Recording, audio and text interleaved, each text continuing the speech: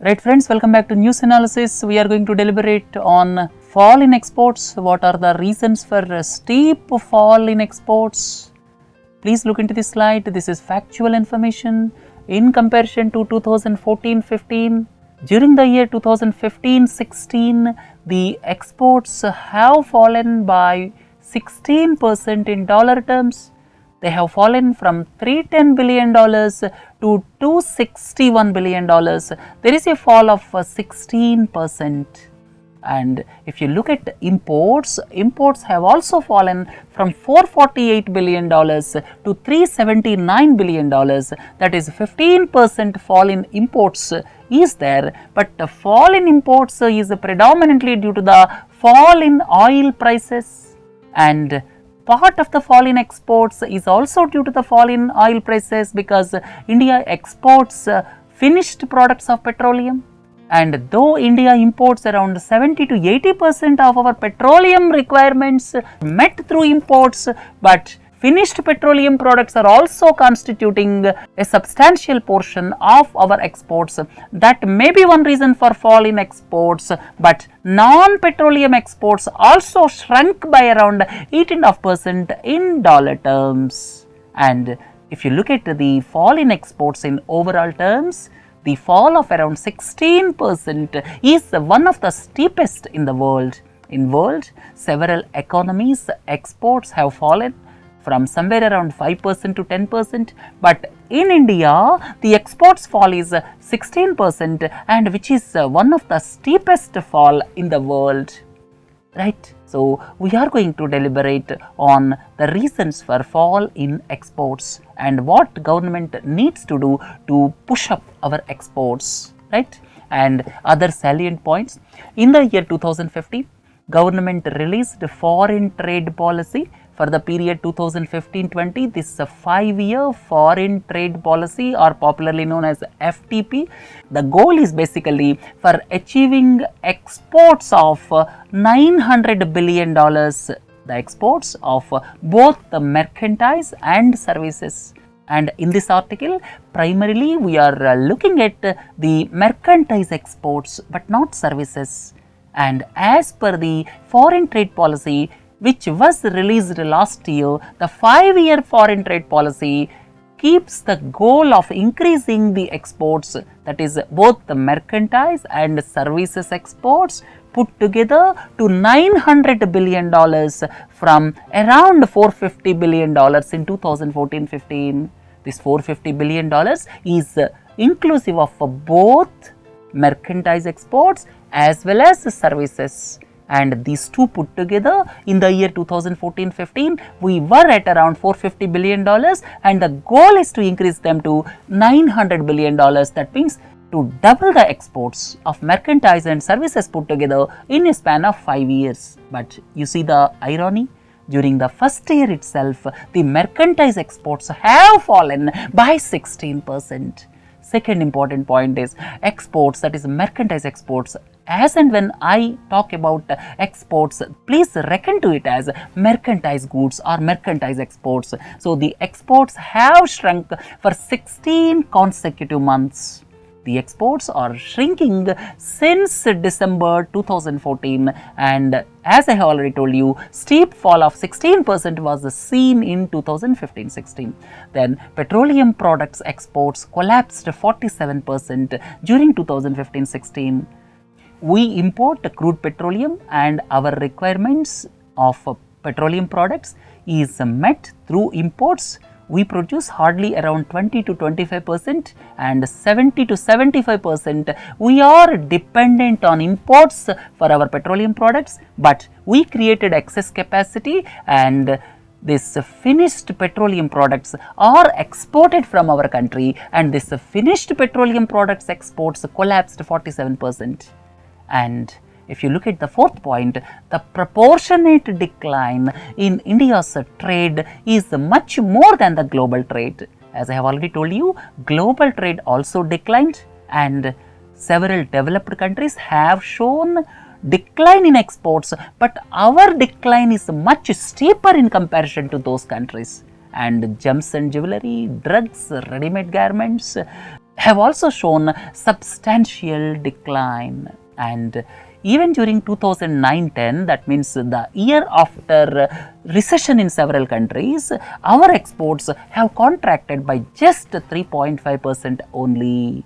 And as I have already told you, this 16%, there is some share of decline in finished petroleum products because of fall in petroleum prices, but non-petroleum products exports have also shrunk by more than 8.5%. That is the point most important to note here. Right friends, and if you look at the present scenario around the world, why the exports are falling across the world in dollar terms? The exports are falling across the world because of the reasons which I have enlisted here. First and the foremost is oil production in the United States of America increased substantially. Almost it got doubled during the past 5 to 6 years because of oil production from shale deposits.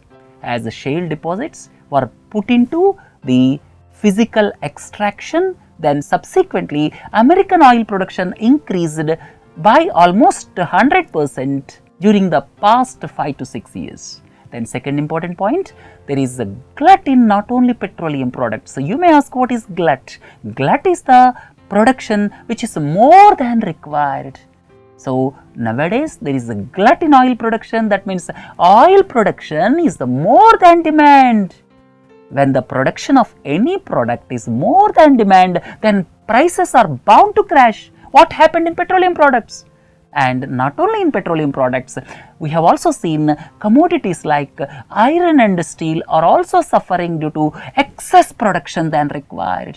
Then third important point is China created excess capacity in iron and steel, and there are allegations that China is resorting to dumping in several countries. You may ask, what is dumping?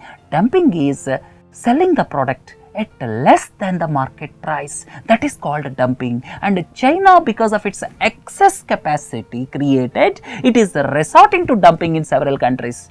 Then fourth important point, several advanced countries are reeling under low growth rates. Not only low growth rates, some countries are reeling under recession, and this is resulting in less demand for goods.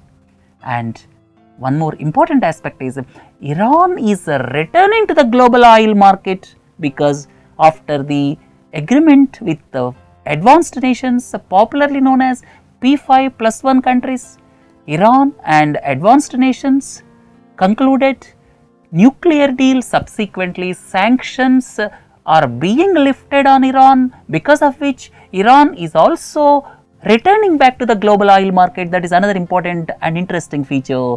Then there are several plurilateral agreements being devised nowadays, like Trans-Pacific Partnership, RCEP, right? So this is the present scenario, and the most important 3 points why the exports are falling across the world, but not as much fall as took place in India. But overall, globally, exports are falling, but not steep which has taken place in India. The main reasons are, one is the fall in oil prices, second is the fall in commodity prices, third important point is the countries are not growing on the expected lines.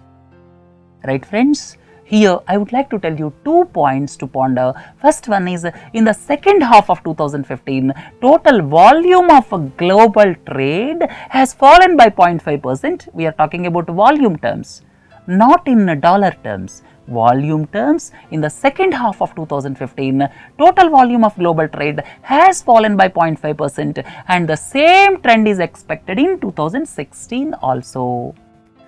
But the average GDP growth across the world around 3%. The average GDP growth was 3%, but the global trade in volume terms has fallen by 0.5%. So it indicates that the world is no more with the trade-led growth, which was the predominant phenomena in previous years. Second important point, some experts believe that our currency is overvalued and there is case for devaluation of rupee. This is the point where some experts feel our currency is overvalued.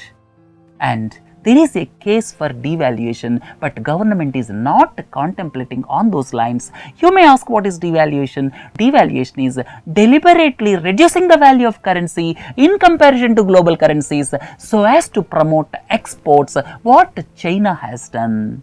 China can do it because China is predominantly export oriented country, but our case is not that. Our imports are more than exports. So resorting to devaluation of rupee is not the solution from Indian perspective. It may be the solution which can be employed very rarely but not frequently, right? And measures suggested to promote exports. In this lecture, we are going to deliberate what are the measures suggested to promote exports.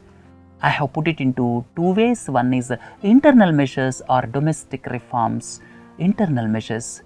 One important aspect is, in our country, movement of goods from one territory to other place is constrained by multitude of laws promulgated by various states. Various states have different laws, and if a product is moved from a place in one state to another place which is situated in another state, then interstate border is the biggest problem, and harassment at state borders is quite common feature. So GST is the need of the hour to solve this problem. Second important point is concerted action by center and states is the need of the hour. Then third important point is government has to build primary infrastructure in terms of better multimodal transportation, for improved road connectivity to port terminals, and inland waterways are to be developed, and these transportation facilities are to be integrated, and this is known as multimodal transportation. Fourth one is provide sufficient cold storage facilities. They are not available in this country, and loss of several vegetables, fruits and other perishable goods is common sight in our country, and cold storage facilities are required for perishable goods. Not only for perishable goods, for pharmaceuticals also they are required. Fifth is improve rural infrastructure in mission mode as what is being done for national highways. Sixth one is provide national committee for trade facilitation so as to have coordination among various stakeholders. Then seventh important point is allow rupee to attain its true value. Just now we have discussed rupee is slightly overvalued. So as to avoid that problem, allow rupee to depreciate. Sometimes Reserve Bank of India intervenes, that is known as managed float. So allow rupee to attain its true value. Then ensure labor reforms, very important, and simplify land acquisition rules. And at the same time, please do not forget that our exports are supply driven but not demand dependent. Our exports are not dependent on demand in other countries. Our exports are basically supply driven. That is fundamental point one should not forget. Then develop port-led industrial complexes. That is very important. When the manufacturing is there nearer to ports, these interstate transportation and long haul of finished goods will be reduced, which will have lesser logistic cost. That is very important. And on external front, what are the measures to be taken? First and the foremost important aspect is participate in global value chain.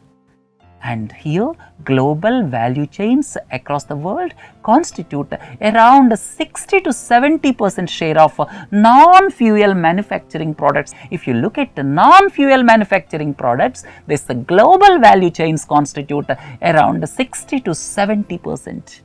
But we are not into global value chain. Here I would like to explain what exactly is global value chain. Global value chain is, I will tell one example. If you purchase a mobile phone may be manufactured in China.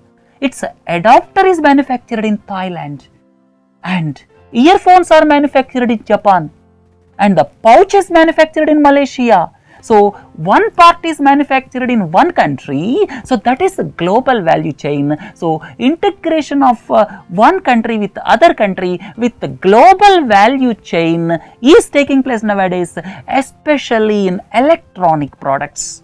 And China, Germany, Japan, Thailand, Malaysia, these countries are into global value chain. and manufacturing of this electronic goods, or you can say this most technology products, is a multi-stage process.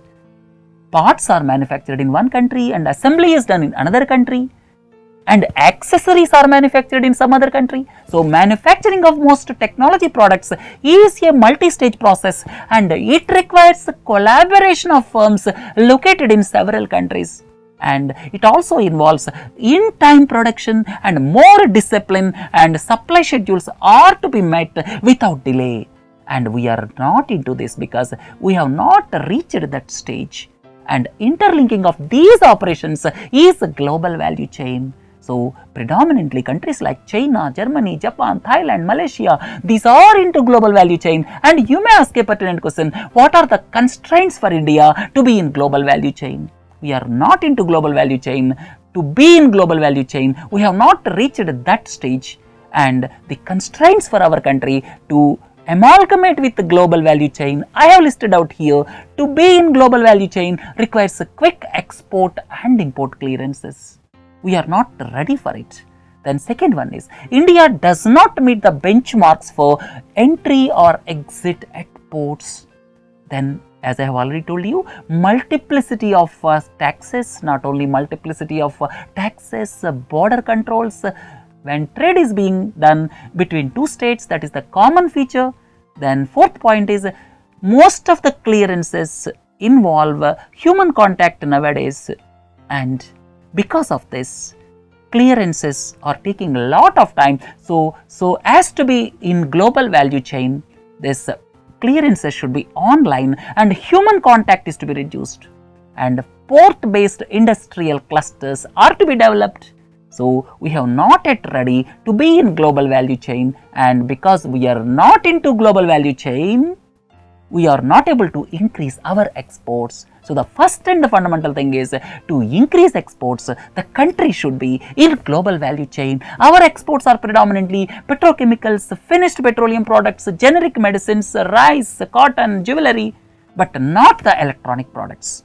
And the products which we are exporting require not that efficient trade infrastructure, but to be in global value chain, we should have smart trade infrastructure, but our country has not developed smart trade infrastructure, and the products whatever we are exporting are tolerable to less efficient trade infrastructure.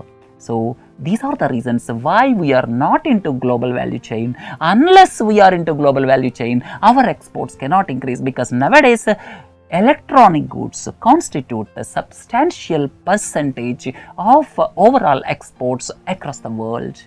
And the other reasons I have given here put forth our viewpoint strongly before concluding regional comprehensive economic partnership or any other plurilateral agreements. That is very important. Then the second point is, conclude free trade agreements wherever possible, but give more emphasis on pharma exports as well as services. We are strong in pharmaceuticals as well as services, but several countries are not allowing our people to access services in those countries. They are exporting goods to our countries, but they are not allowing our people to go there to access services. So, this discrimination should end immediately. And fourth one is, ensure quick clearances at ports and make them online as far as possible. And the last and most important point is, develop world-class port infrastructure or go for greenfield world-class ports. So, finally, if you want to conclude, first and the foremost is, India should be in global value chain. Second is, develop world-class port infrastructure with the minimum human contact. Third important point is, develop world-class industrial clusters near ports, bring goods and services tax, improve rural infrastructure, then reduce the logistics time. That means reduce the time which is taken at present in various ports of the country. So, these are the basic things which government has to do immediately so as to increase our exports. Unless these steps are taken, it is not that easy for exports to increase in near future. Right friends, with this let us conclude this news analysis. Please do join for other modules. Have a nice day. Thank you.